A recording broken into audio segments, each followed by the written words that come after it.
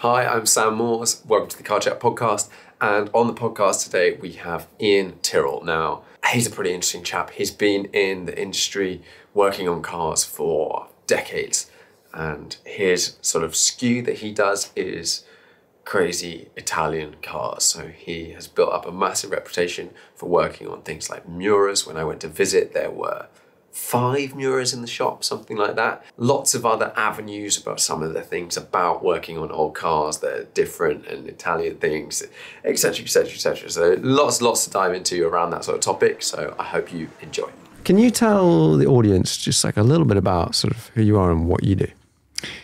Okay, I suppose my day job essentially has been working on unusual, esoteric and now classic cars for the last 40 years. That's it, really. And we're sitting here at your base of operations. Yeah. With a bunch of some cool cars behind us and plenty more out of shot if you're watching. Where did this all begin? How did you get into working on cars? Did you do anything before that? How's this sort of come about? Well, I've always been verging on obsessed with cars. I think my parents would have said. The first word I ever said was car, and it went downhill from there. Talk about setting your stall up. I got always been interested in sort of esoteric and unusual things, I guess. I worked my way through the education system up to A levels, and my dad had a packaging business. And we had the good fortune to be to have some sort of interesting cars that friends have or whatever. And he bought me an old Mini for my 16th birthday for £50, which was a day older than me. And I started to sort of tear the car apart and buy books like the Tuning the BMC A Series by David Vizard, which, let me tell you, was a reference tome for such things, and managing to get my head around at least 10% of it. But it sort of developed from there, really. Our bank manager at the time, we're going back to an era when bank managers actually were friends, and actually, there was a sort of relationship there. And he had an old Bentley, 1953 Bentley R-Type, and I ended up rebuilding the engine on that for him. And I was sort of 50-50 as to whether to go into car design or not, because I studied technical drawing. I'm sort of a draftsman to a certain extent. And I wasn't quite sure which way to go. And then I got a phone call out of the blue from the person who ran the local Rolls-Royce and Bentley service centre. Okay. And he said, you've been over here, you visited, I like what you do. Would you consider being a trainee for us? And that was it. I feel like that's the reverse of how most of these things come about. Someone's calling you up and saying, hey, will you come and work with us? Had you been doing quite a lot of things sort of meanwhile during this time then? Not particularly, but as a family, we'd bought a Rolls-Royce Silver Cloud 2, which are not, at the time it was worth about the price of a new Granada, something like that. And this is a big step for my mum and dad, but we did it. And we had to find some way to have it looked after. So we'd been to this guy 2 or 3 times to have work done on the car. And I just developed a bit of a rapport with him, really. And that was it. I got the phone call, and it was 45 miles away from our home, and I had an Austin Allegro 1500, would you believe? And I did the 90-mile round trip in that car 6 days a week for 2 years, and the car never let me down. Amazing. That's good going. I got the amazingly reliable BMC British Leyland car. So, and what sort of things were you picking up? When you are working somewhere like that at that point in time, are you sort of getting your hand in lots of different types of work on cars and things like that?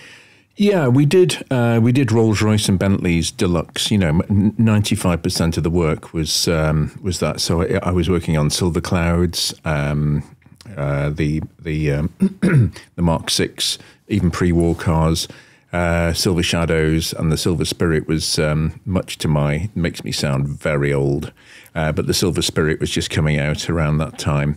But I got to work on other cars as well, BMW 7 Series, Jaguar XJSs we used to do quite a few of. So I was beginning to build up an interest in all sorts of cars. And he, in fairness to him, he said, maybe one day as a sideline I can open an Italian car section and you can start working on nice Italian cars, which is what I wanted to do. Yeah. Things took a different turn because when I was 21, I actually left and set up on my own in Wallasey, my hometown, doing esoteric cars. And I actually, much to their chagrin, I actually took their service manager with me, who was twice my age, and offered him a job, and he said yes. So he was now doing the 90-mile round trip from the other way. Nice. I like how you've reversed that. And so you were working. What sort of pushed you to start your own business? Well, I found the 90-mile round trip was beginning to lose its appeal. I can imagine. And I'd built up a fair knowledge because I spent a lot of money on buying books as well in my misspent youth. And so I was sort of boning up on workshop manuals and all that good stuff. And I felt... I just felt there was a need. There was nobody in my area in Wallasey who was really particularly specialising in working on unusual cars. So I guess I saw a gap in the market, and we did actually get quite busy quite quickly, dare I say it. That's great. How did you market this? Just through word of mouth. That was all. Yeah. I did, with the odd exception, there was a guy locally who had a photography business, and he had a Ferrari Dino 246, which was quite obviously very rusty and a bit clapped out, but he did actually use it as his everyday car. Nice. It seems crazy now, but... and I walked into his office, bold as brass, and said, if I can convince you I know what I'm talking about, will you let me service your Dino? And he said yes, actually. And I left him a card. I'd had some business cards printed up. Nice. Let me tell you. And I left him with a business card. He rang me 2 weeks later. And he said, my misfortune is your fortune. My engine has dropped a valve. Would you like to fix it? And the whole, that developed into a sort of 2-year restoration. And the whole car got restored as a result of that. That was my first major restoration project for a customer. Was that quite a daunting thing to do? Very much so. Because I mean, when you're looking at a car like that, had you worked on one before? Well, when I was 19, I did manage I bought a Fiat 130 Coupe. That was my third car. We'd graduated from the Mini to the Ford Fiesta van, and then a Fiat 130 Coupe, which was tremendously exotic at the time, really, for me as a 19-year-old. Very difficult to get insurance on a 3.2 litre car at the age of 19. Yeah. But anyway, so that sort of set me off on that trajectory, really. So the Dino was, fortunately, a natural progression on from that, in a way. And did you do a lot of the work? Yes. And so everything, like I guess like metal work, blah, blah, blah, blah, blah, No, glass, whatever. I have never done bodywork. I've seen lots of it done. I've subcontracted a lot of it to be done, but I have never done it because I'm quite happy to stick with the mechanical, the oily bits, but the metalwork and paintwork, I have never picked up a spray gun in my life. And I have no intention of starting now.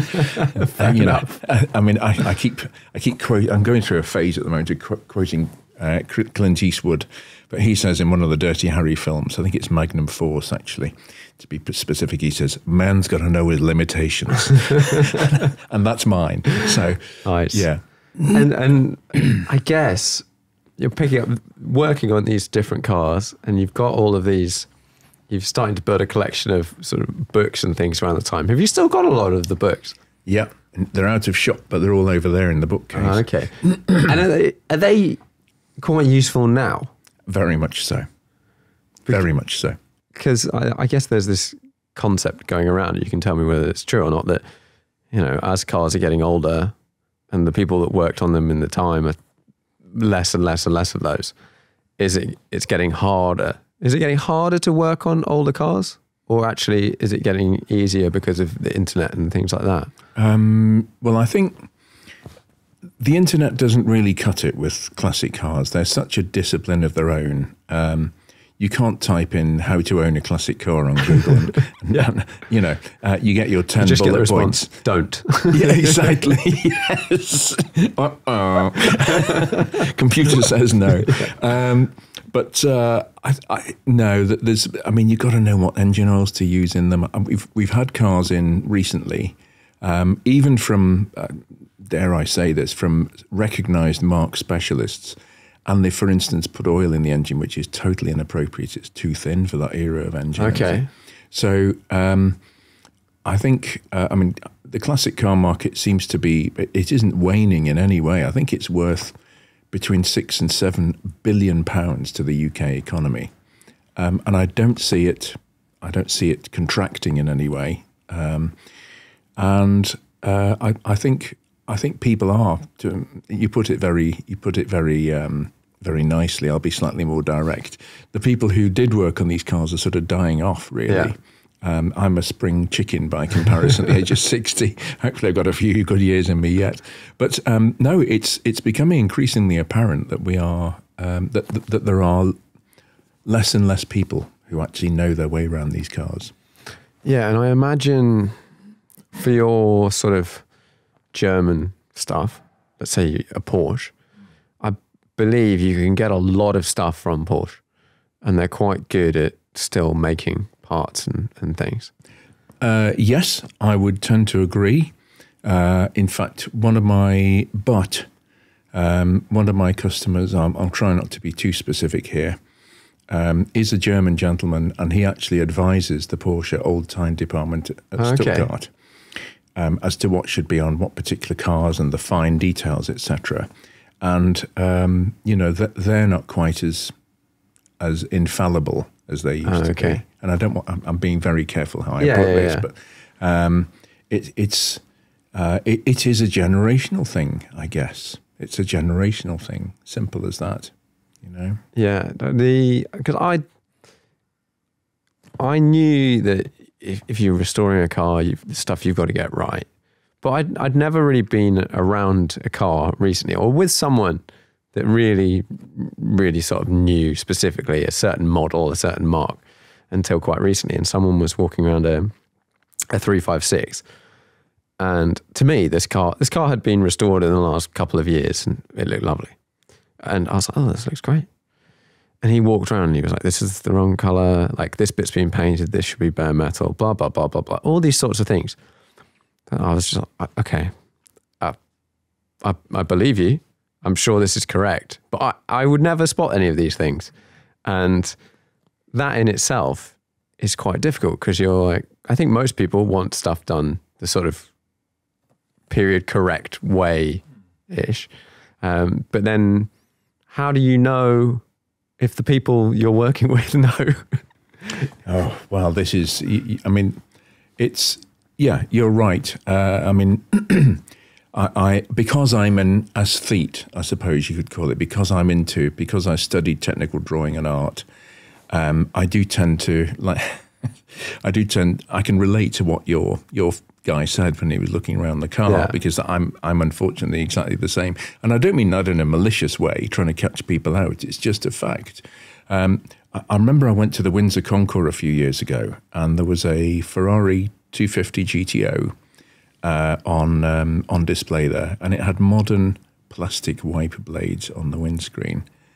And I thought to myself, either one, it's a non-original car and they're purporting it to be an original GTO, which is unlikely, or number two, somebody's done it as a joke, rather like putting an exploding rat in a drain pipe or something, or number three, they just don't know any better. They're charged with working on a car that's worth 60, 70 million, Yeah. and they don't know that it shouldn't have modern plastic wiper blades on it, for example. Is there a fourth option, in which case the owner is fed up with old wiper blades that don't work properly and has somehow found a modern plastic one that does work? Well, that doesn't cut it for me. I can tell you why.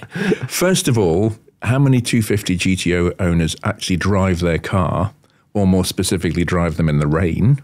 Probably not that many. No. And secondly, what was my other reason? Wouldn't they change them for the Concorde to bring it back to authentic original condition? You would, wouldn't you? So, sorry, not trying to shoot you down in No. It's a sort of innate thing in me. When someone says something, I have to think of another option. Exactly. I always, whatever it is, it's almost to a fault.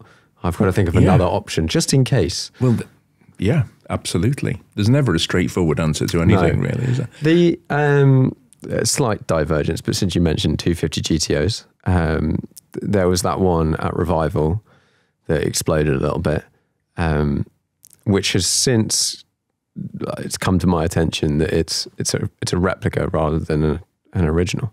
Do you have any thoughts on replicas racing and versus originals racing, or any of those above topics at events? Because that was reported as original. Yeah, I mean, it's this is the rarefied air of upper echelons in motorsport. Yeah.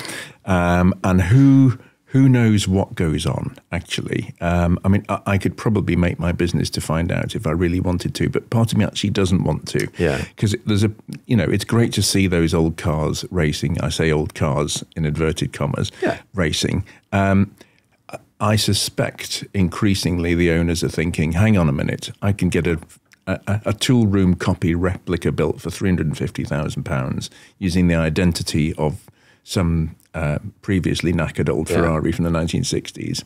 I'll do that. I'll make it look plastic wiper blades, accepting, of course. Yeah, make it look like and go like a 250 GTO, and nobody will know. We'll put that at the Goodwood Revival under a plaque saying 1962 Ferrari 250 GTO. Who's to say? I don't know.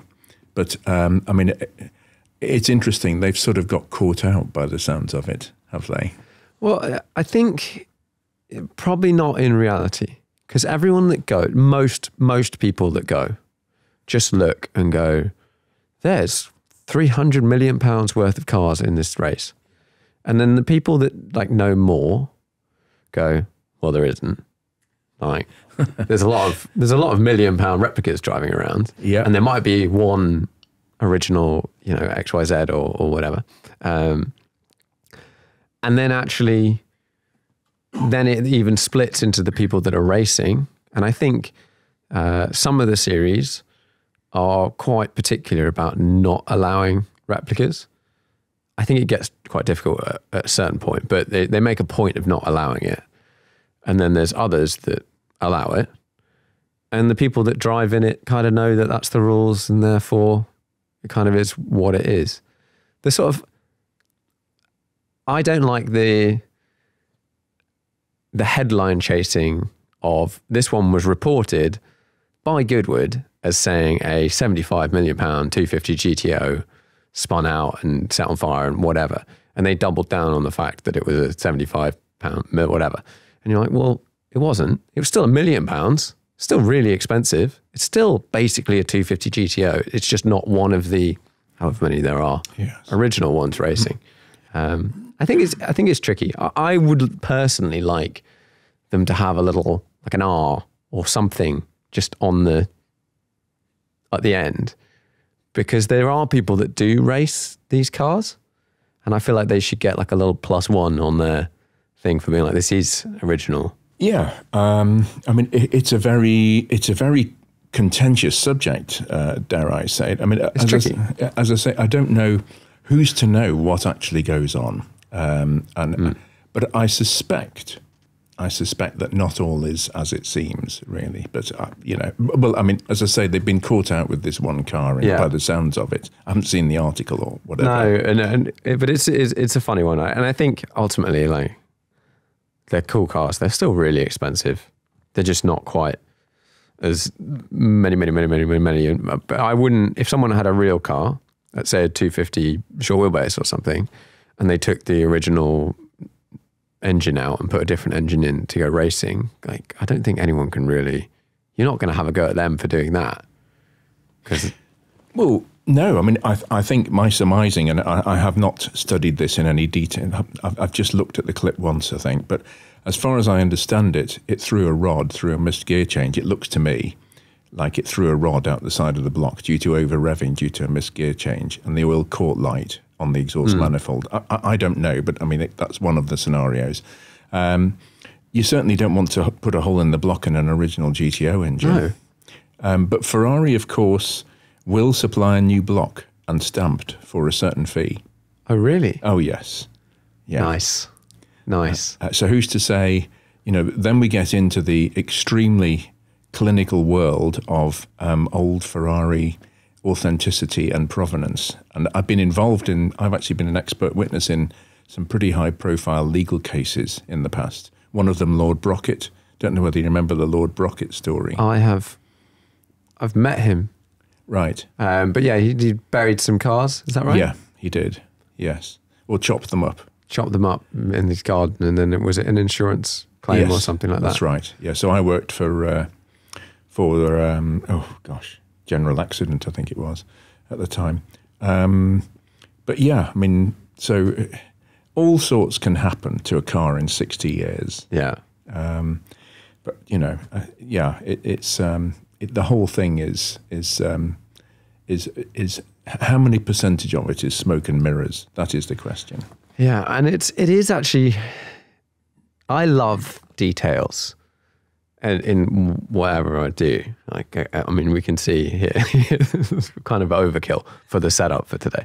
But I'm also slightly aware as time goes on that, like, life should be kind of fun, and getting really, really nerdy about tiny details all the time can take away from that. If you become that person that goes, obviously, if something's a replica or completely different, then it's not what it says. But if it's pretty much what it says, but it's missing it's got the wrong bolt on a wheel or something, it's still basically you're looking at is still what it's meant to be.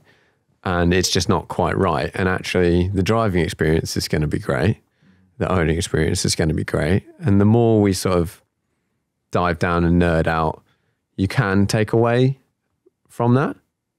Equally, as the money goes up, you probably do you've got to make sure whatever it is you're paying for is what you're paying for. Well, that, to use a very old expression, there's the rub. that's the bit. Yeah, what an owner does with a car is entirely up to them. But a car's intrinsic value, it's like a Picasso painting or whatever, you know. It's the details that make the difference. So, that's you have to start from a baseline of it being 100% right, I guess. Yeah.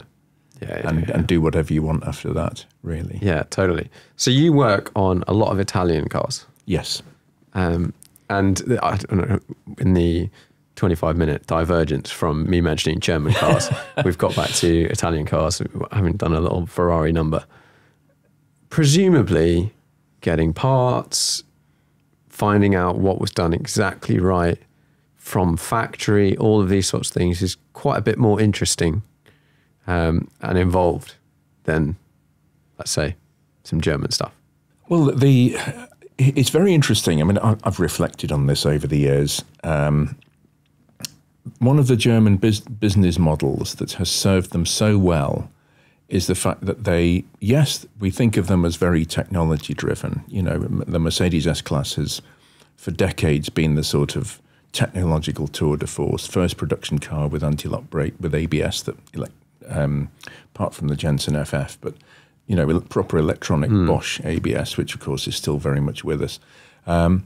Things like that. We think of the Germans as being technologically right out there, which they are, but they also stick to their core values. And I think that's a very interesting dichotomy, very interesting combination. I mean, British Leyland tried to, invent the wheel and make a 16-piece wheel and whatever else, but they ran themselves ragged pioneering, which was great. And that's the British are a nation of pioneers, and some of it works and some of it doesn't.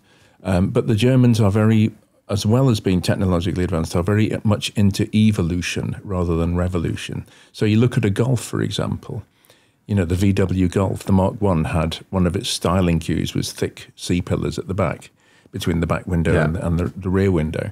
And they've still got that. They've carried that through. Yeah. To, what is it, Golf 8 we're on now or something? Yeah. So the Germans are very good at sort of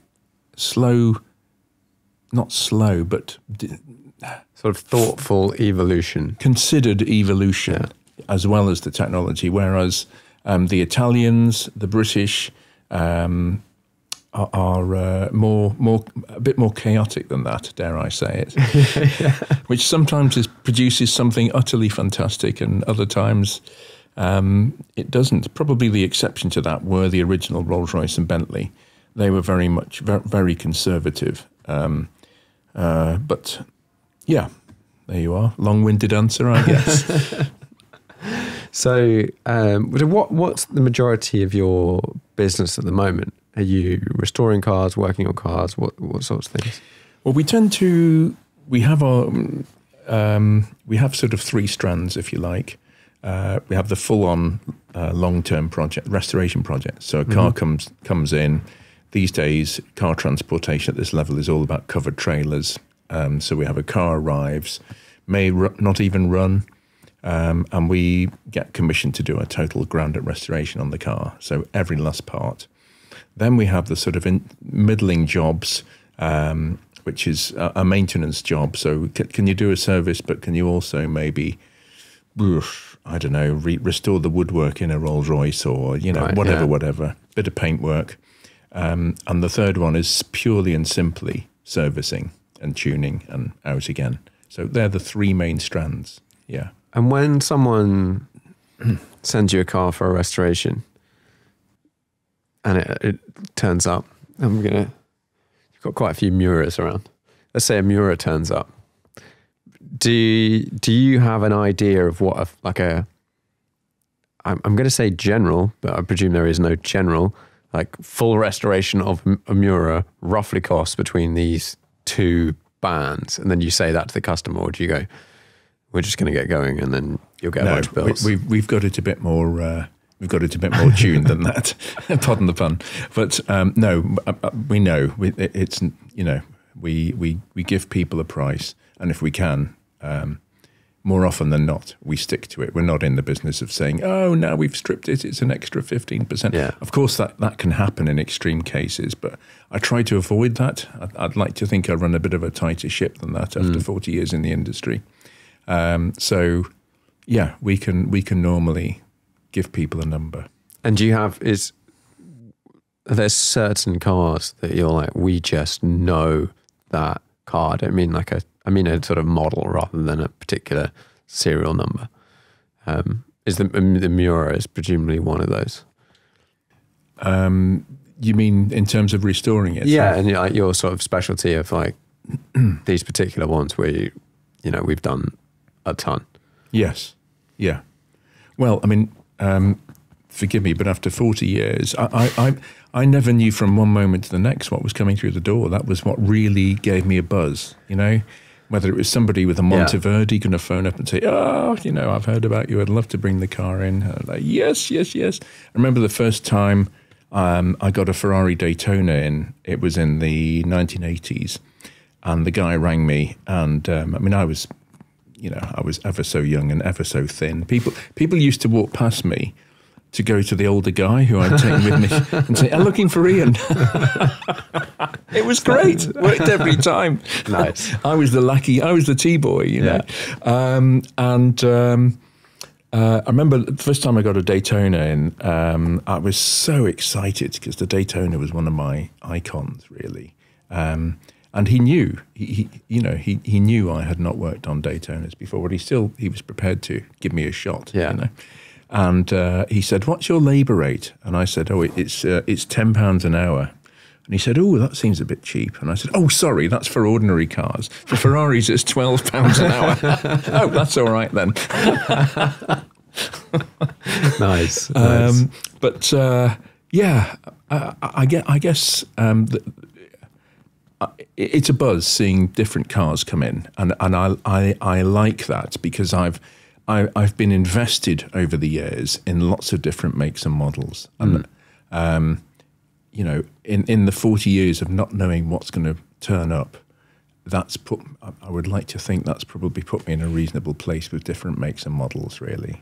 Yeah, and I guess that's a great ability to go when something unknown, which must be getting rarer and rarer, comes in. Is there anything that you're like, I really want one of those to turn up?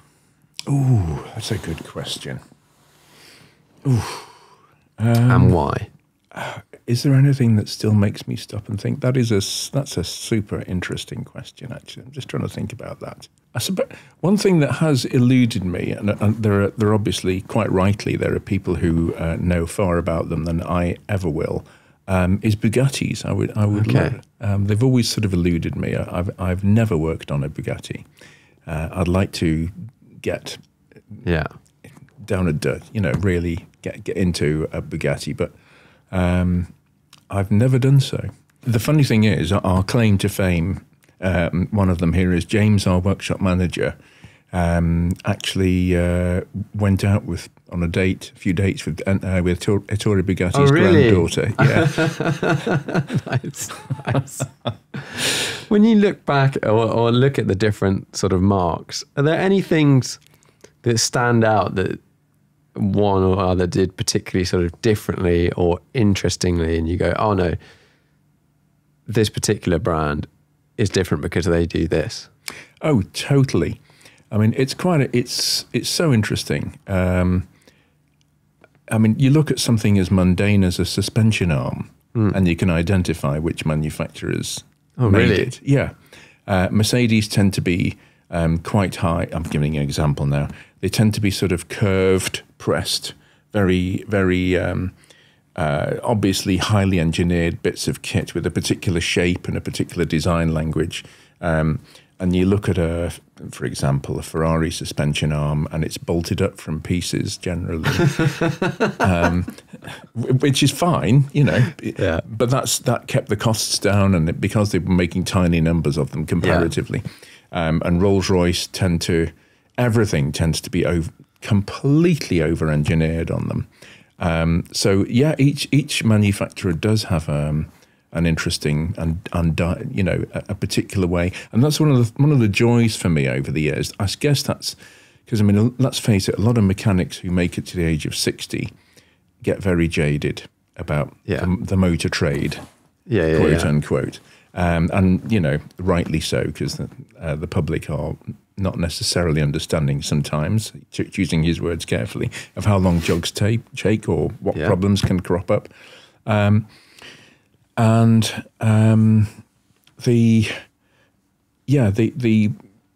of the joys for me is getting into designers' heads. One of the things that sustained me over there is just think, oh, I wonder how they've done that. Oh, that's really interesting, how they've gone about that. And why is that suspension arm that shape? What's their philosophy? Yeah, etc. So, yeah, that's for me is one of the things. One of the joys is actually understanding the philosophy of the different car manufacturers. Yeah, and so you're saying Rolls-Royce, you're saying heavily over-engineered stuff. Is there an area of cars you don't work on, or you just you've sort of... I suppose I've worked on pre-war cars, vintage and veteran. I've worked on very few of those. Done the odd work on an old Bentley, WO Bentley. Worked on a few of those, but I certainly do not specialise in them. But yeah. With let's say the slightly older Rolls Royces and stuff like that, do they because of this, do they just hold up much better over time? Or is that just a, where's it being kept? What's it, life's it lived sort of situation? Well, it can actually be counterproductive, because Rolls-Royces, if you look at an old Shadow, you know, they were horrendously complex when they first came out, probably exceeded only by the Mercedes 600. And obviously, when you leave a car inactive, when you come to restore it, if you've got, I mean, one ridiculous thing that they did on the very first Shadows was the front suspension. Instead of having coil springs for simplicity, reliability, they had a self-leveling suspension system as well, which had a whole travel of 1 inch. Let me tell you. You know, I mean, making a whole self-leveling suspension system, supplementary system on top of the coil spring for 1 inch of wheel travel, you know, of ride height. Yes. It's just crazy, really. Yeah, that's it. It's probably knowing when to stop. Yeah. But at the time, it's good marketing material, isn't it, for the new cars you're exactly selling? Provided it works. I mean, it works, yeah. Mercedes 600, the comfort hydraulic system, right from the word go, caused them terrible problems. Really. Yeah. That's why they never used it on anything else again. Yeah. I love seeing these weird sort of things that pop up for one car or two, or like a problem we seem to have at the moment, it's getting there, is like hybrid systems on modern cars. There's a whole sort of era of, like, I don't know, 5-year band of very expensive cars that have hybrid systems that when you dig into it, all of them have had problems, and all the problems are very expensive. And then we're now starting to see someone like Ferrari come out with a Daytona, as they've called it, the SP3, which is a LaFerrari without the hybrid system. Yeah, exactly. For more money, okay. Yeah. I can see where this has gone. Well, I mean, this is one of the, I'm going to have to be careful. I don't get too much into global politics here, but the whole electric car thing, I mean, it takes 250 tons, I've read statistics, of disturbing the Earth's core to make one battery for one electric car. For instance. Possibly. I've been reading a bit about this stuff recently because I want to sort of get more of an understanding of. I'm trying to put myself in the middle of the sort of debate, argument, whatever you want to call it, because we mind stuff as a human race. Yeah. And we have done for a long time. Absolutely. And we do a lot at the moment already. So making a car, we mine a lot of stuff. To fuel a car, we dig a lot of stuff up out of the ground. A lot. Yeah. So this sort of transition into other materials we're going to have to dig up is going to happen. But we already do a lot of. So I don't think it's necessarily so simple as just going, like lithium, for example. There is a lot of lithium out there. How do we get it? Is all the sort of debates in cobalt and where these places are stored and then refined. It's a complicated situation, but I don't think it's a clear. Well, either way, crude oil is just about the worst possible thing as well, isn't it? Really, like, it's pretty nasty stuff. If you look at some of these places that are just getting trashed by oil being pulled up and then spillages and whatever. I agree. It's not a.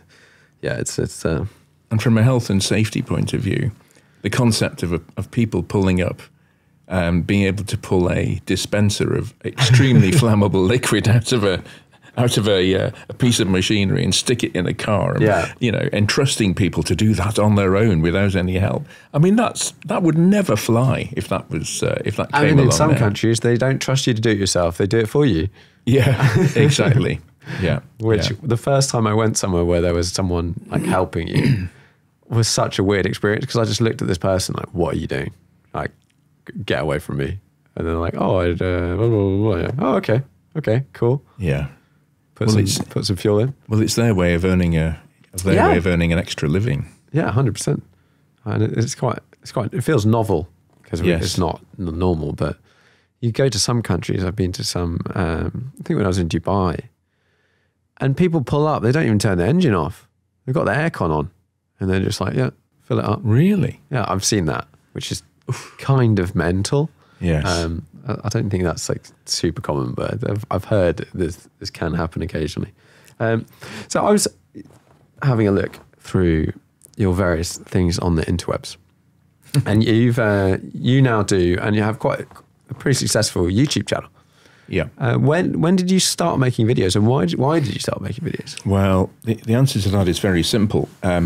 This, like all the best things in life, this caught me by surprise, really. I don't regard myself as techie savvy, with interweb, as you put it, things. But it was down to Harry Metcalf, who has the most brilliant YouTube channel. Yeah, it's very good. And rightly is phenomenally successful. And Harry and I, Harry bought his Espada from me about 15, 16 years ago, something like that. And he approached me. We met at a car show, and he said, "Would you like to rebuild the engine on the Espada?" And I said, "I'd be delighted to do that for you." I was on the Lamborghini Espada 50th tour with him, actually, in Italy, and his car was overheating all the time, so he obviously had problems. So we got the car, and he said, "Oh, by the way, I do these YouTube videos." And I saw him talking to camera in Italy once or twice, and I thought, what on earth is he doing? And then he said, I've got this YouTube channel. I'd like to do some videos about the engine rebuild. And we ended up doing a series of 8, and people seem to enjoy it. And I have some, dare I say it, my other hat is performing arts and theatre. So I can sort of stand in front of a camera and not go,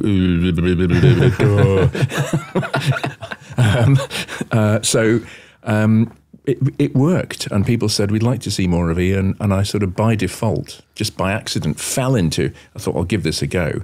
And all of a sudden, boom, we had 10 or 20,000 subscribers, because they just copied and pasted from Harry's channel, which was great. So you're obviously doing something right, though. Like, that doesn't just happen. Well, it's not for me to say. Yeah, no, I've been watching some of your videos, and like you put a lot of effort into it. You clearly think about them a lot, and the content's good. So keep it up for sure. I think it's great. Thank you. I did have an amusing email from somebody the other day who said, "When you use your cue cards, I'd recommend you do this and that, and aim the camera this way." And I'm like, "Thank you. That's very helpful. Just one problem: I don't use cue cards." Nice. Oh, that's funny. You did a video recently with a boat. Yes. A Riva Aquarama Lamborghini. I don't generally. I think I was looking at Rivas. I think that's how I came across. I was looking at wooden boats, just trying to find out a bit more about some, and then saw your video and was like, oh, hang on a minute, I thought you did car videos. And can you tell me a little bit about this boat and sort of how that came about? What on earth is going on there? Yeah. Okay. Well, it was through a mutual friend, really, Olivier Namesh, who is probably, I'm going to stick my neck out and say, the world's leading Lamborghini historian. And he knows the Bellini family, principally because of this boat. And he introduced them to me and me to them, and the rest is history. So this was a one-off boat. People think they made several Riva Aquarama Lamborghinis. No, Ferruccio Lamborghini was one of the most wealthy Italian industrialists. He could have anything he wanted in the late 60s, and he decided to have a Riva, and he didn't want the sort of crated American V8s in it. He wanted 2 of his engines, so that's how it came into being. They strengthened the hull, etc., and the boat was born. And the boat has been restored by some people in Holland who did a lovely job of it. And I visited the Bellini family. We built up a good rapport, and it was agreed that I could do a video on the boat. And they invited me to tune the engines on it for them before an event to balance the carburetors, etc. So that's what I did, and that's how it came. And I thought this is going to be a sufficiently interesting video that it'll fit within the channel because it's adapted, Marinized car engines. Yeah. But it's sufficiently different that I think it'll get people's attention. And are the engines quite different from, like, how do you have to adapt a car engine to run in a boat? Because water in engine is obviously not a good thing, but how do they sort of adapt them? Well, the Reaver one was a bit of a challenge. Normally what you have is, instead of using water from outside to run through the water jacket in the engine, you have a heat exchanger. So the engine has its own cooling circuit with a radiator like in the car, except that the radiator actually mixes with seawater, not air, or lake water. So the engine is sort of still kept apart. But I think because of propeller torque, with having two props going the same way, they actually reversed the direction of one of the... So one turns clockwise and one turns anti-clockwise. But that actually wasn't a problem because the Miura engine, the engine already turns anti-clockwise. Oh, okay. So it was all there, really. Just a question of joining the dots. I'm oversimplifying it massively here, but that's the basic concept. Yeah. It's like, you did a very good way of explaining the boat, the history of the boat. And I'm watching this video and going, hang on a minute. I feel like this is a really expensive boat. Like, if there's a boat that's going to be worth a lot of money, this boat is going to be worth a lot of money. Do you have any idea what something like that is worth? Yes, I do. Can you say? No. Okay, fair enough. It's into seven figures. Let me put it that way. Yeah. Okay. But no, I can't say no. Fair enough. And in the video, you do something which I believe is like one of your things, which is tuning V12 Lamborghini engines and possibly other ones with a bit of pipe. Yes. Talk me through this process, and can you also talk me through like sort of what you're doing on the mechanical end as well? Yeah. Well, okay. This is a bit of mischief and quirkiness on my part, really, because I mean there's a scientific way of doing it, and there's an artisan way of doing it, if I can put it that way. So the scientific way of doing it is you use vacuum gauges and what's called a manometer, which is a small handheld device that you stick over the top of or the side of a carburetor intake, assuming you can get at it with this thing, and you do it that way. And for that it doesn't require any sort of artisan input. You just adjust screws and things, but that will give you a scientific result, which doesn't necessarily compensate for any slight anomalies or anything like that. Okay. It does, but it doesn't.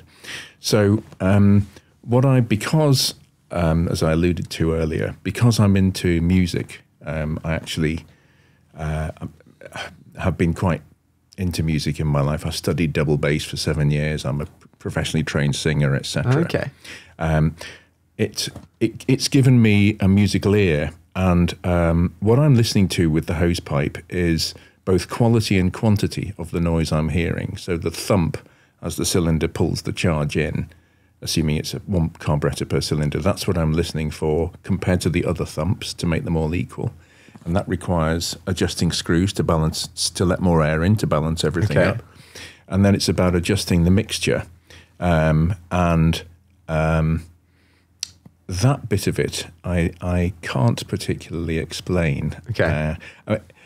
Or I don't want to particularly explain. No worries. It's quite funny. I had a conversation. I went to California a few months ago, and I had a conversation with a guy there he's got his own repair shop. He says, I use an oscilloscope to tune car engines, so I will look for the wavelength and blah, blah, blah. And I said, that's great. And he was sort of having a go at the way I tuned engines. And I said, that's great, wonderful. He said, so what do you do? I said, well, I listen for the harmonics. And that was it. That was the end of that conversation. He had nothing to say to that whatsoever. And my musical ear has sort of stood me in good stead, really. And for me, it's far more satisfying having an engine running perfectly if I may say it, super smoothly through Yeah. being able to adjust things through intuitive stuff than just sticking a load of pipes on it or whatever. Sort of dialing it in Yeah. electronically sort of thing. Yeah. The results may end up the same more often than not, but sometimes they don't. Sometimes you can't adjust engines properly with vacuum gauges, no matter how hard you try. And I have tried both. This is not me being dismissive. So yeah, it's just it's a little bit of it's a USP, if you like, these days. I mean, loads of people. There used to be lots of people when I started. Tuning a carburetor, setting up a carburetor engine was quite common, really. Yeah. But not anymore. Because I know, like, I have it's currently for sale, if anyone's listening and wants it, a backdated 911. Good plug. An SC, and hopefully it will have sold by the time this goes out, but who knows. and that's on Weber's. And is it now? I remember trying to get someone, like, the mix wasn't right or whatever. And I was like, okay, can you just sort this out? And they're like, yeah, it's kind of complicated. I was like, okay. And they've adjusted it and it ran correctly. And then I went to somewhere with a completely different altitude and a completely different temperature, and it ran a bit differently and changed the exhaust and stuff. And you're like, okay, I'm starting to learn that these things it's not quite the same as a modern car where you just dial it in through the ECU, which is clever and does a lot of stuff and measures a lot of parameters, but there is an art to it. Yes. When you're listening in and stuff, is it a similar sort of thing? I play the guitar. Yep, great. When you're tuning an instrument, there's a certain like resonance that happens when you get to the frequencies, which obviously you sort of learn over time. But when a guitar goes in tune, to my ears, it almost like sings at the point that it's in tune, which is I can't really explain why that would be the case, because it's just a set of frequencies or something. Do you get a similar sort of thing when you get to this point? Yeah, I do. Yes. I mean, it's very interesting. I'm trying to process and comment on your comments. I mean, it's. I guess what you're saying is the difference between when it's wrong and when it's right. I think that's it. I think it's probably years and hours of playing in tune as such. Yeah. And because of that, my ears do know, and even, I tune with a tuner and whatnot, but there's just something, and I couldn't tell you if I shut my eyes, that would be the real test, like whether it comes, but the instrument almost seems to come alive just at a certain point when it's just at the right frequency. Right. Well, one thing to bear in mind is that every note has several sub-notes going on with it. And this is what I'm sort of driving at really with the tuning of the carburetors, etc. You have supernumeraries, as they're called, within every note. So harmonics, octaves, whatever it is, either side of it. And maybe that's what you're latching onto as well. If the note is right, the supernumeraries will be right as well. Yeah. This is quite a deep subject, actually. Let's not tangent, but I want to get into this music stuff. So I said this music stuff. It's quite a broad, deep topic, music in general. But you're obviously a fan of music. You play music. Is this something like that has been going alongside all of the car stuff forever, and you've been exploring? Well, it's what happened in the 1990s. For fun, I used to play in classical orchestras with the double bass, etc. Never thought of myself as a singer at all, and I. For relaxation and leisure, joined an operatic society locally, etc., and was sort of skulking about, shuffling my feet at the back of the stage in the chorus, And then we all got an opportunity to sing a bit of a song for a charity benefit show, actually. I'm in quite a big theatre, and I sang a portion of a song, and there were a couple of ex-professional singers in the company, and they said, You should pursue that. You know, you can hold a tune. So I thought, oh, great. Okay. And one thing led to another. And a friend's stepfather was a music promoter and blah, blah, blah. And he'd sung, worked his way around the cabaret circuit in Wales. I mean, cool. Dear me, talk about earning a living an interesting way. But he learned how to work a mic and etc. So he taught me all this stuff over a period of time. And then I had a customer at the garage who was a very well-known music producer.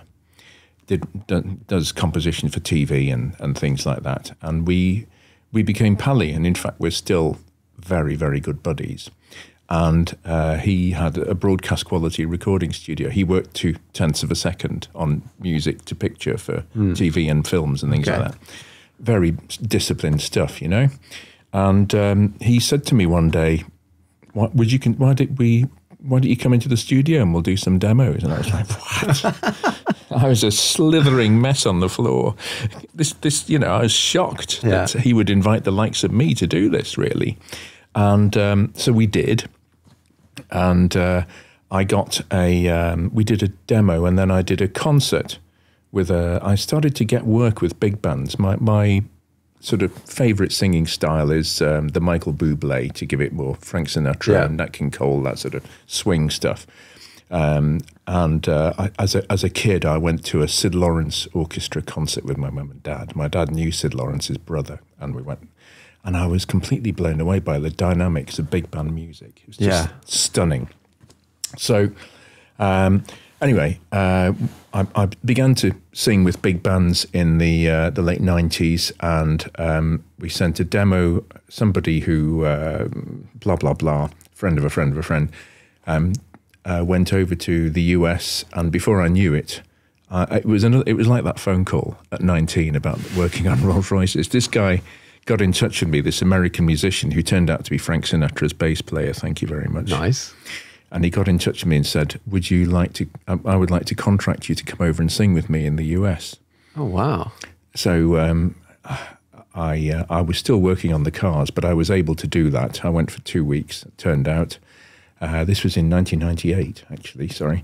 And it was amazing. It was completely frightening, but it was completely amazing. And he owned a jazz club in Savannah in Georgia called Hard Hearted Hannah's, which Clint Eastwood used to patronize quite a lot, for example. He made a movie there in Savannah. It was amazing. I met the most amazing people. Have you heard of John Coltrane? Right, his son Ravi was one of the band members. Okay. We were all just there for the jazz festival, and I ended up singing live on NBC TV with Ben and his band.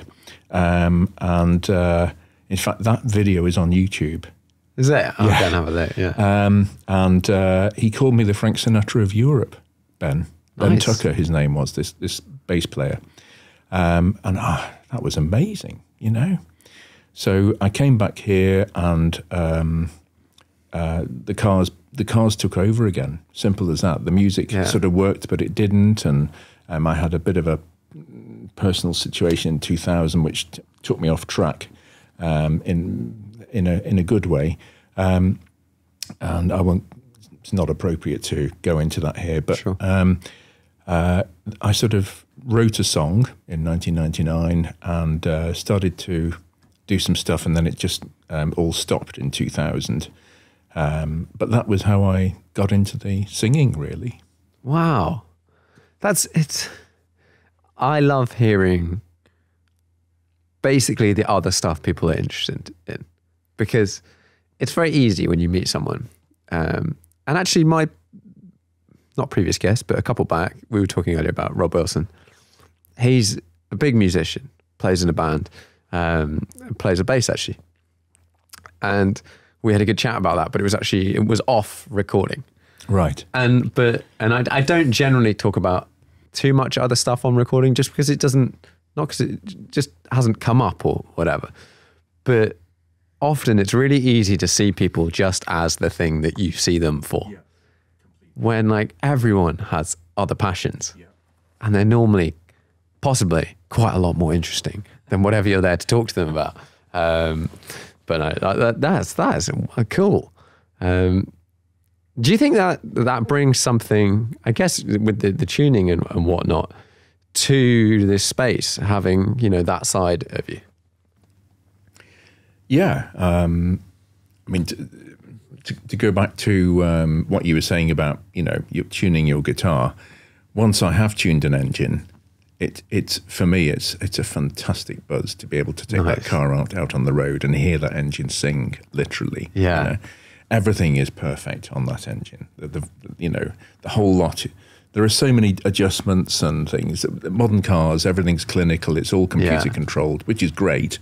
But on classic cars, it's a whole different ball game. And to have all that working like a huge symphony of parts and things is fantastically satisfying for me. Now I'm going to have in the back of my mind, if I ever end up in an Italian exotic, Countach or something, I'm like, okay, I need to call Iain, get him on the phone. He probably won't be able to stand it. I want to tell you, is this correct? Like, is what I'm hearing, am I getting 10% less than the symphony that I really need? Because some things are out of whack.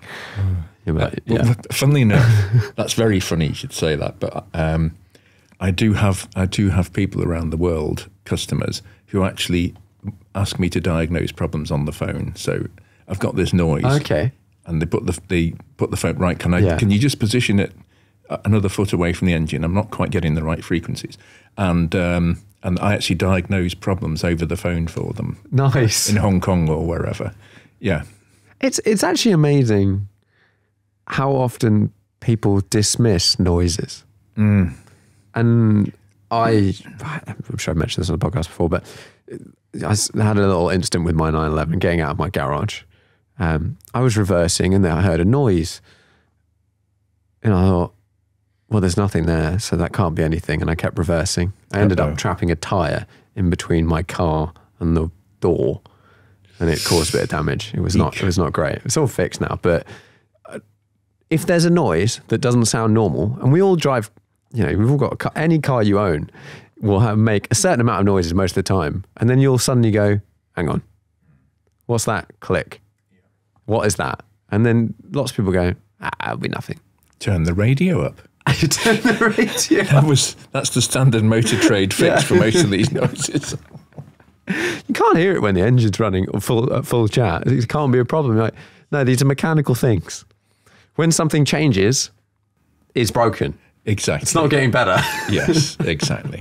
Yeah, exactly. Now, the funny thing is, just to digress on that subject, one interesting thing I've found over the years, that German cars in particular, if they develop a noise like that, sometimes the noise can go away afterwards, and sometimes it can come back. But if you get a noise like that in other cars made from other nations, you should be more worried because they tend to stay.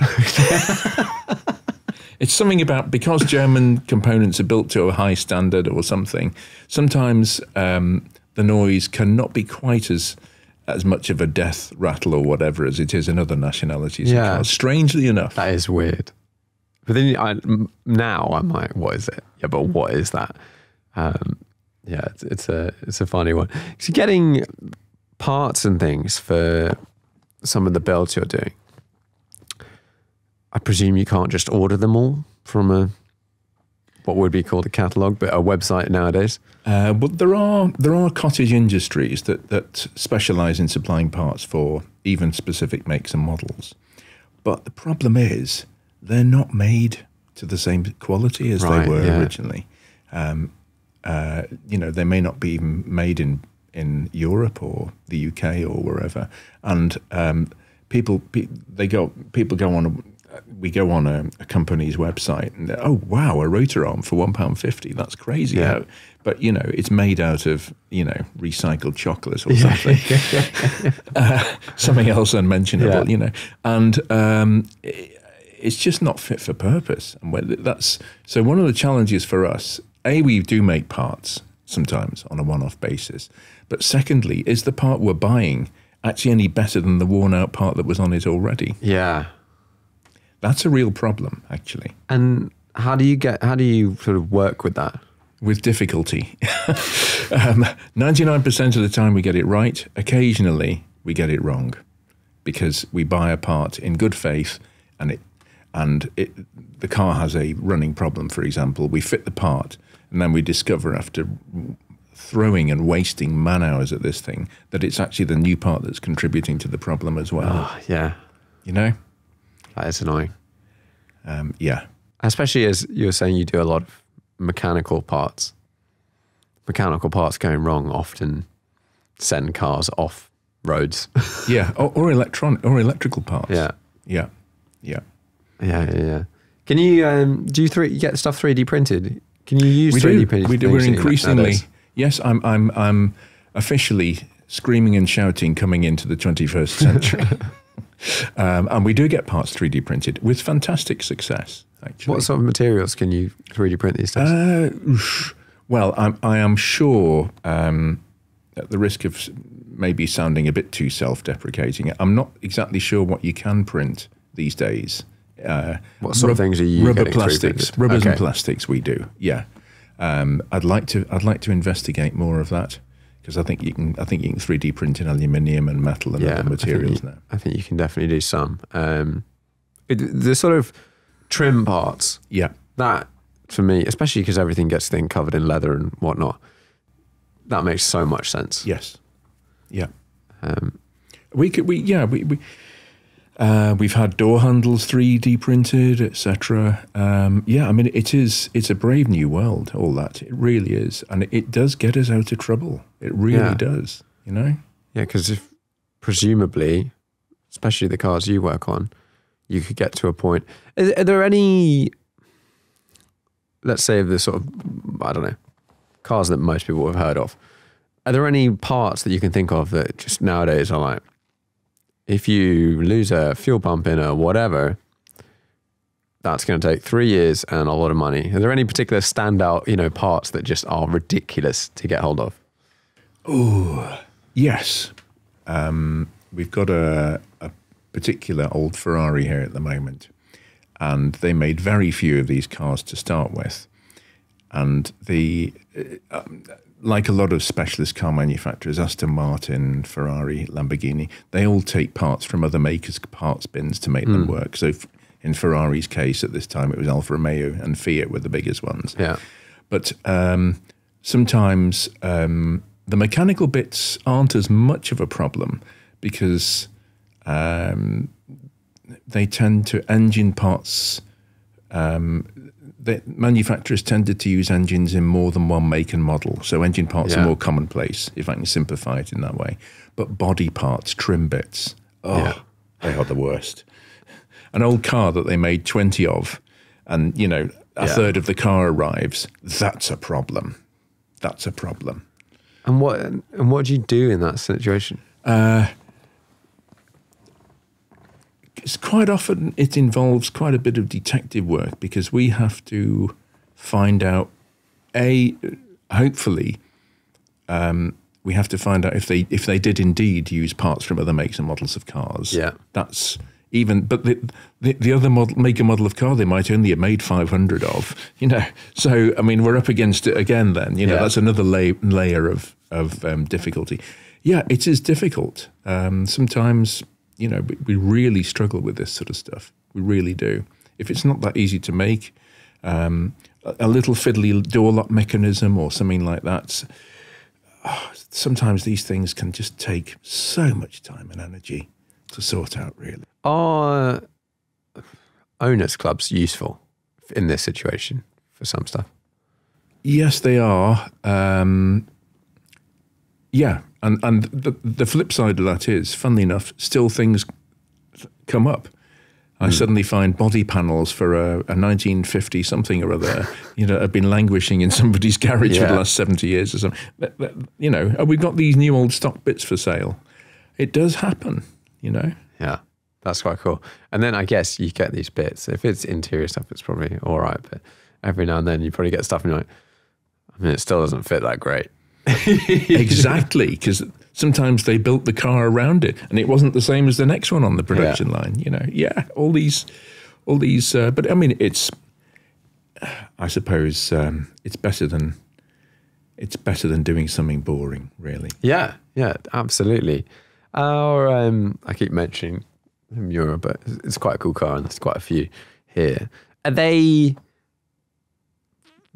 Miura to Miura? Are they quite similar amongst the builds, or is it a lot of like hand work? If you took a door off one, would it fit on another one? No, absolutely not. No. In that respect, there is a lot of hand fettling. Yeah.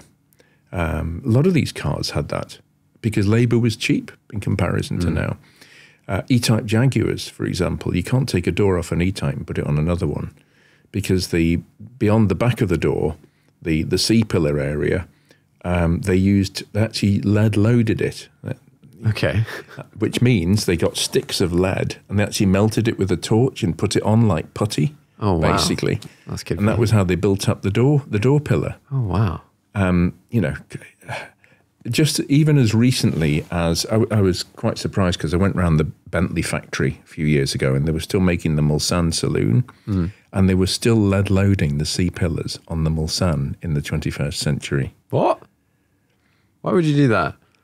Because of the very low production volumes, and also they probably didn't have access to the very latest computer programs to design body panels that fitted together perfectly. It's hand-built cars. I mean, it's either an advantage or a disadvantage depending on how you feel about these things. But hand-built, very much hand-built, unique. It's quite, and it makes these things, it does add character, whatever character is. There is something characterful about things that aren't quite right in a precision machine kind of way. Yes. I think I agree with you. I think one of the cop-outs for a lot of people with classic cars, particularly people who repair them, they all do that, sir. You know? Disagree. They don't. Mine didn't 3 days ago. Exactly. I've had some absolute dogs in. I mean, they looked nice. They've been restored, quote unquote, as in people have taken the bits off, painted them and put them back on again. That is not a restoration. You've got to make them work properly as well. And they've been driven absolutely appallingly. Because people have just sort of thrown them together without actually, knowing what they think they should all drive like that. Yeah. They absolutely should not. That's what, So, okay then, you get a car in, and it's one of your specialties is getting cars in that you don't necessarily know too much about or that particular model. How do you know what it's meant to be like? I mean, everything needs to be straight and all that stuff, I guess. Yes. Yeah. Everything done up. Well, I mean, again, I maintain bodywork is not my. Yeah. Is not my. I do know about different finishes and what's right and what's not on various makes and models, but mechanically, well, it's an interesting question because sometimes I've had a car in and I've driven it and the gear change hasn't felt all that wonderful on it. And I've thought, that must be what they're like. I've fallen into this trap myself. And then I get another example of that car in, and the gear change is absolutely amazing on it. And I think, well, this is what they should be like. Yeah. Well, this is, again, it goes back to our earlier conversation. With people who knew about these things dying off, to be blunt about it, the authority over what is right and what is acceptable and what's not can become hazy, can't it, really? Yeah, totally. And with a lot of, especially now, let's say older Ferraris or whatever, they've got expensive now, and well, they were expensive to start off with. But if you go and test drive a car, one, are you even allowed to test drive it? Question mark. Often you're not. And then you're not going to, if you're going to, well, let's say a Daytona or F40, F50 or something like that, or a Miura, you're not going to be able to back-to-back 5 cars. No. And then go, hang on a minute, like instruments. You go, You've got to try them all, and you go, well, that's the best one. I can look at all the paperwork and all the stuff and blah, blah, blah, and as long as it is what it says it is, that one just drives a lot better or plays a lot better than the other things. But it's very difficult to do that now. That's why I'm calling you up and I'm saying, listen, does this engine sound right? I normally wrap these up with 5 questions. Right. Oops. You ready? Ooh. Oh, no, they're all right. Do you have a most memorable driving trip or journey? Well, that I can answer fairly easily, actually. Yes, I do. In the 1990s, I was sort of the technical reference for the Ferrari Owners Club of Andalusia in the south of Spain. Cool. And we had some very interesting people in that club. And we had some very interesting driving. I mean, there was all sorts of Ferraris. The oldest cars we had there were 328s. And one of those was owned by an ex-Hollywood stunt driver. We had, and I think my friend who I started building a relationship with had a 355 Spider, and we had various cars in between 456s, etc. Even the Daytona, I remember. And there was a road from Marbella to Ronda in the south of Spain, and it's a fantastic driving road. But boy, it's quite dangerous because it's switchback bends round hillsides with blind corners and no barriers to stop you going over the edge. And we gradually, because of the egos involved, and because of the cars and because of the not wanting to lose face, etc., the speed ratcheted up and ratcheted up. And it was basically a road race. So, and the Ronda Road is fantastic. But I mean, it was basically, I dread to think what other road users thought of. But we had a few fantastic trips up the Ronda Road and I was driving a 355 Spider, which was almost current at the time. Nice. That was good fun. Yeah, I imagine that was. What other cars you've driven over the years? Are there any standouts that were particularly maybe special? Well, yeah, I mean, I said this on the video about it at the time, but one car that caught me by surprise was the BMW M1.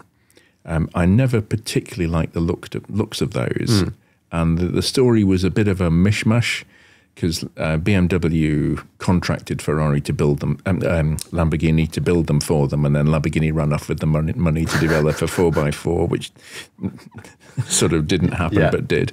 So it sort of fudged its way. It was almost destined to fail right from the start, but fail it did not. It became the M1, which was a great car. And the first time I drove one in the 90s, I had one in for work. I thought, this is amazing. Because even the interior is not very inviting. It's 3 Series switchgear and instruments and stuff. And I thought, it's only a little 3.5 litre straight 6, blah, blah, blah. What a great car. Handled fantastically. That was one that caught me by surprise, for sure. They're cool.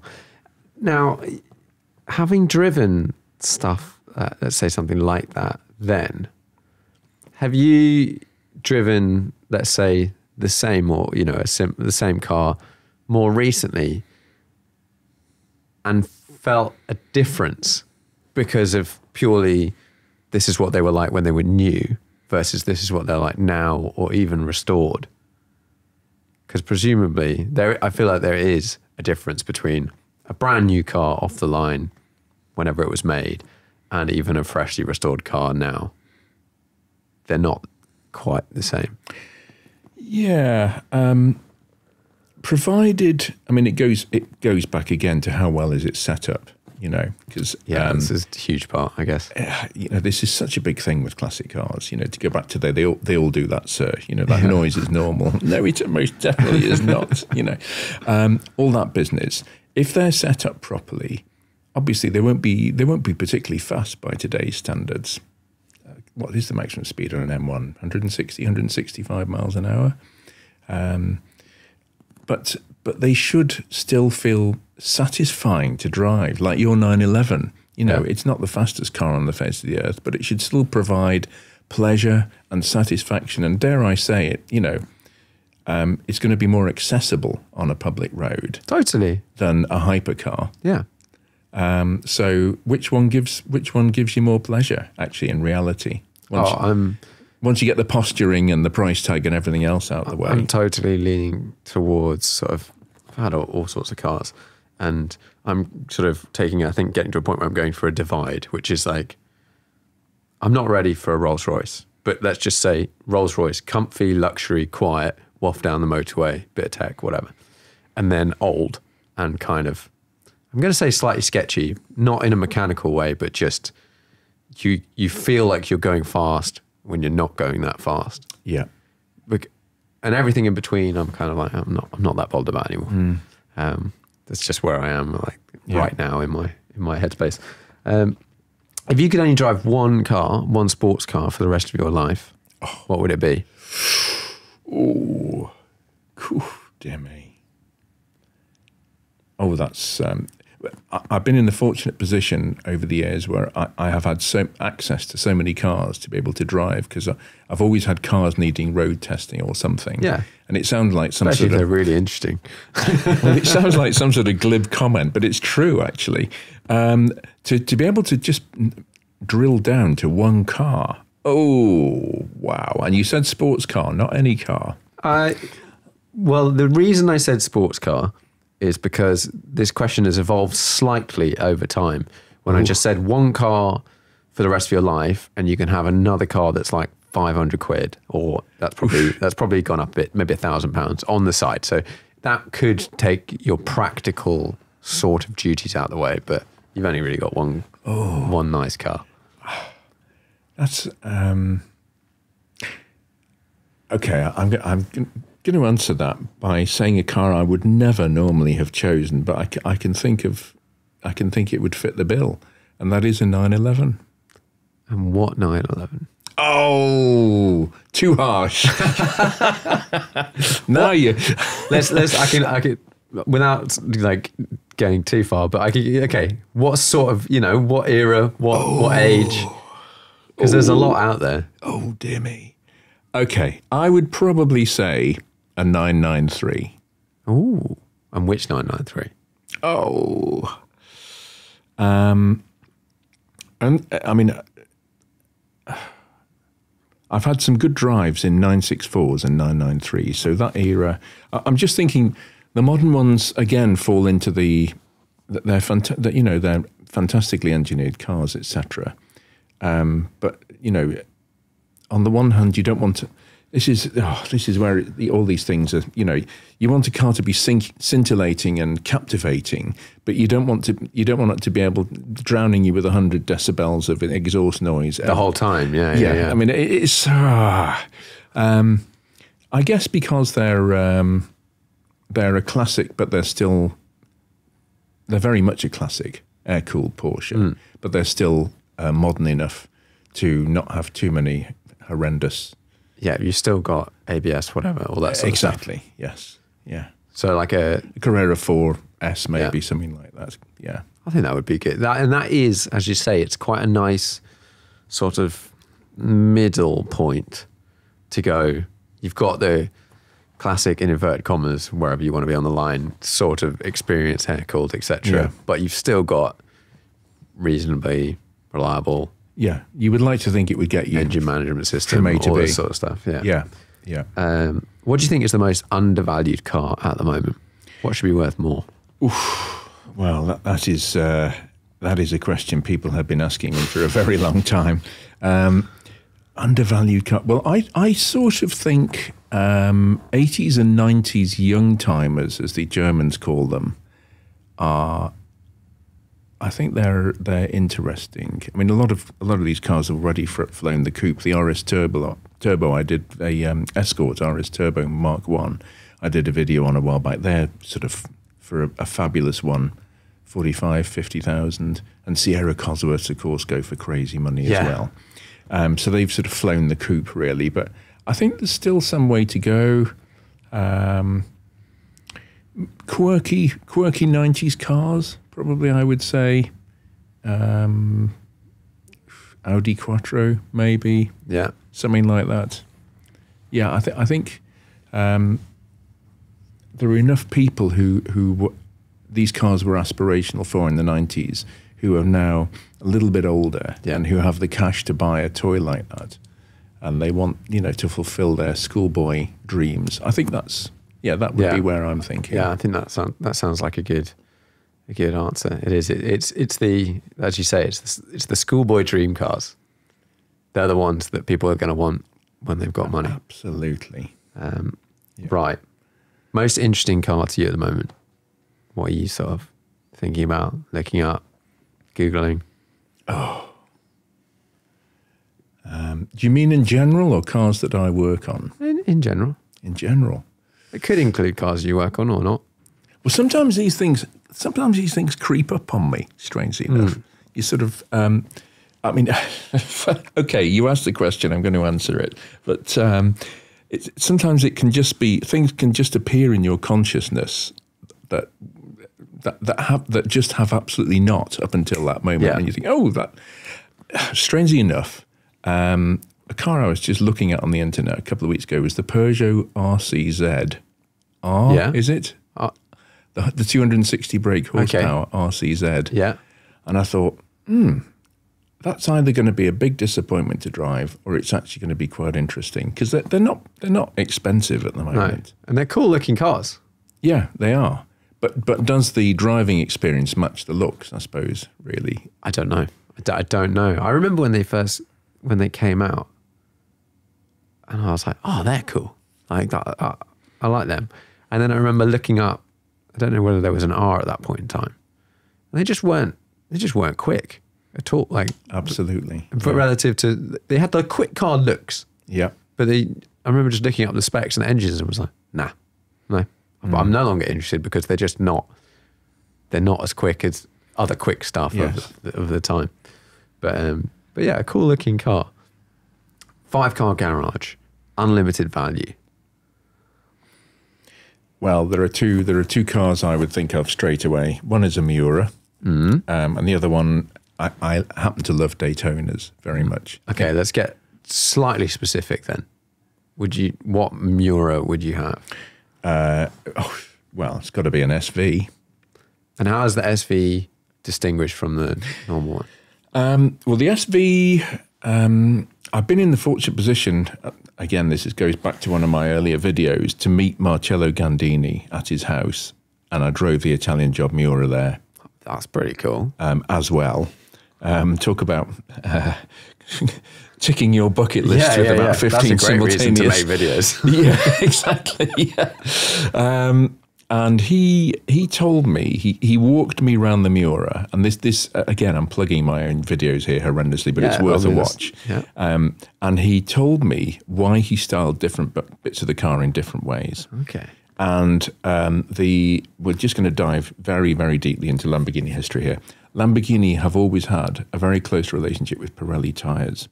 And the styling of Lamborghini cars, to a certain extent, was limited by the tyre technology of the time. Okay. So he styled the Miura with sort of that quite narrow back body.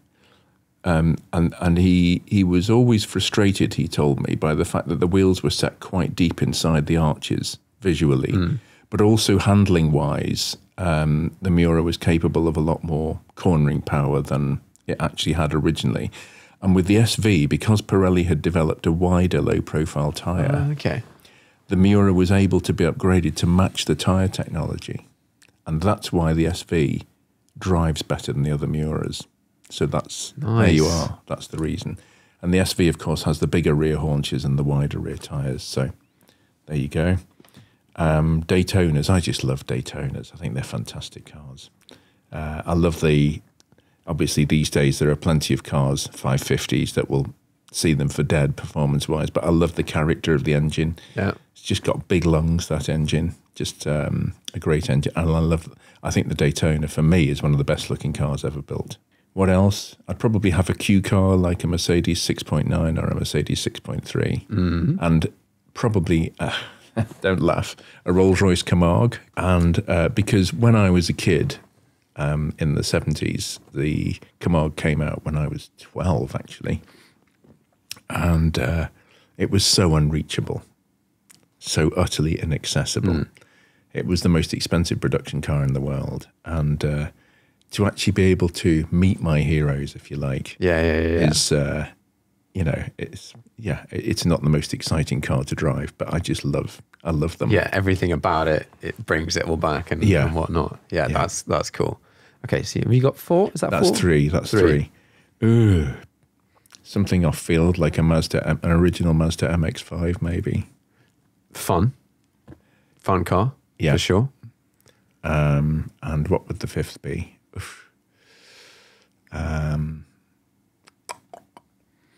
Well, I don't have anything special as an everyday car. I have high mileage, ordinary cars, just a way of getting from A to B. So I don't know what the 5th car would be. Probably something boring like a Merc Estate or something like that. Yeah. Something that gets the job done. Exactly. And then you drive your other cars when you want to have something fun. Brilliant. Well, thank you very much for coming on the podcast. Oh, thank you for coming over. Thanks. Been a pleasure.